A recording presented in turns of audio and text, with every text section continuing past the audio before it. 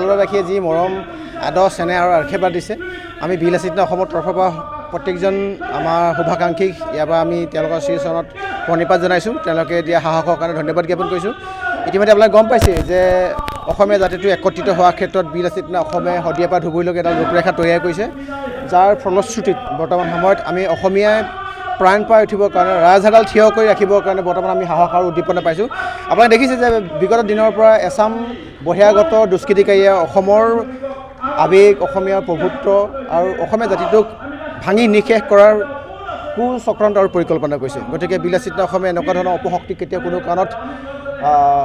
জাগিবলৈ দিয়া নাই বা জীয়াই থাকিবলৈ দিয়া নাই গতিকে আহি থকা দিনত বিলাসিতা অসমে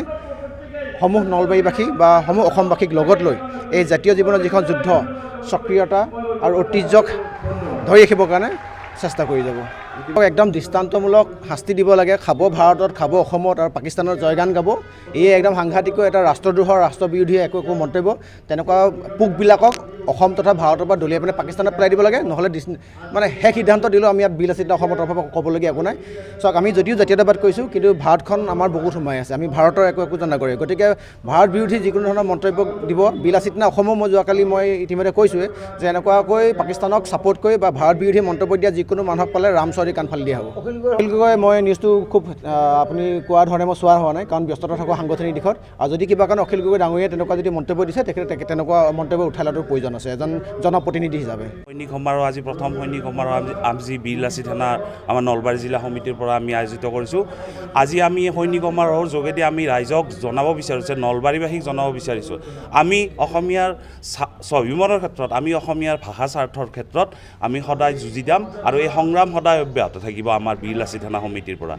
আৰু অসমীয়া বা নলবাৰীবাসীৰ খিলঞ্জীয়াৰ স্বাৰ্থত আমি সদায় আগুৱাই যাম আৰু সকলোৱে ঐক্যবদ্ধ হৈ আজি এই সৈনিক সমাৰোহৰ যোগেদি আমি সংকল্প ল'লোঁ যে আমি সদায় নলবাৰীবাসীৰ লগত থাকিম আৰু আপোনালোকক ধন্যবাদ জনাইছোঁ আৰু এই সৈনিক সমাৰোহৰ যোগেদি অহাৰ কাৰণে আৰু আপোনালোকে ইতিমধ্যে গম পাইছে যে পেহেলগামত এনেকুৱা ধৰণৰ এটা নিৰ্মম মানে ঘটনা এটা হৈ গ'ল আমি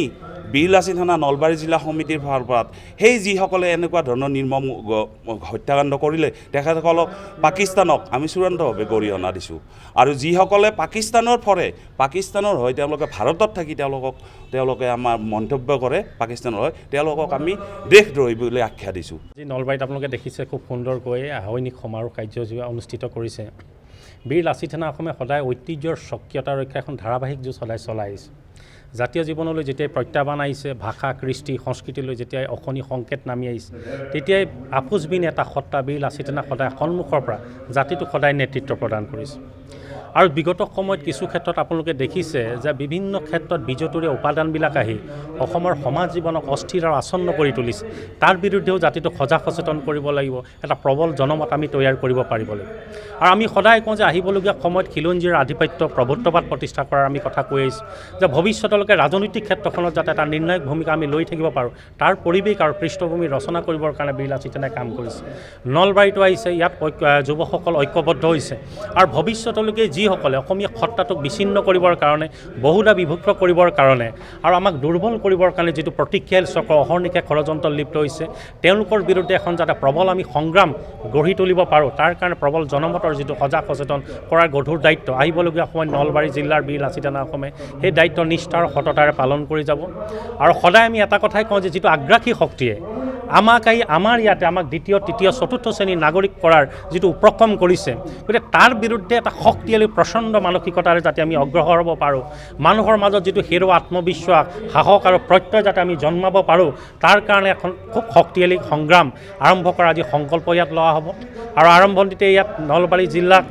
প্ৰাণ প্ৰতিষ্ঠা কৰা প্ৰাণৱন্ত কৰা আৰু ঐতিহ্যৰে গৰিমামণ্ডিত কৰা নলবাৰীৰ প্ৰত্যেকজন জননেতাক ইয়াত শ্ৰদ্ধা জ্ঞাপন কৰা হৈছে শ্ৰদ্ধাঞ্জলি জনোৱা হৈছে আৰু আহিবলগীয়া সময়ত এওঁলোকৰ আশীৰ্বাদে এওঁলোকৰ শিক্ষাৰে উঠি অহা প্ৰজন্মই নতুন বাটেৰে বাট বলিব আৰু জাতিটোক সদায় মৰ্যাদাশীল স্বাভিমানী হিচাপে গঢ় লোৱাত সহায় সহযোগিতা আগবঢ়াব